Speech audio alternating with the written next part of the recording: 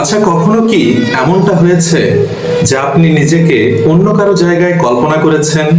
হয়তো আপনার বাবার মতো আপনি সফল হতে চেয়েছেন, কিংবা আপনার শিক্ষকের মতো আপনি জ্ঞানী হতে চেয়েছেন। আমরা কিন্তু আসলে প্রতিনিয়তই এই চেষ্টাটাই করি। আসলে আমরা ভুলে যাই যে প্রতিটা মানুষই এক একটা আলাদা সত্তা।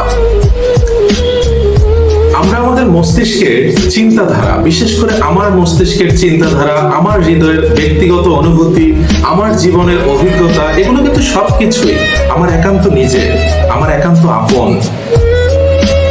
আমরা যখন অন্য কারো মতো হতে চাই, তখন আসলে আমরা নিজের মৌলিকত্বটাকেই অস্বীকার করে ফেলি, নিজের সত্তাটাকে অস্বীকার করে ফেলি।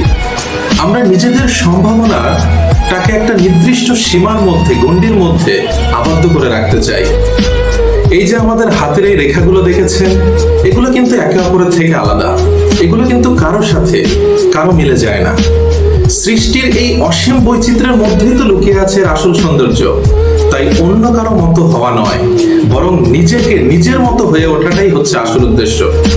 আপনার মধ্যে যে সম্ভাবনা আছে, আপনার মধ্যে যে প্রতিভা লুকিয়ে আছে, এটাকে আপনি নিজেই বিকশিত করার চেষ্টা করুন। আপনার ভিতর কি প্রতিভা আছে, এটাকে নিজে আবিষ্কার করার চেষ্টা করুন। নিজের সত্তাকে সম্মান করতে শিখুন, কারণ পৃথিবীতে কিন্তু আপনি একজনই। আপনি আপনার মতোই, দিন শেষে আপনি কারো মতো না।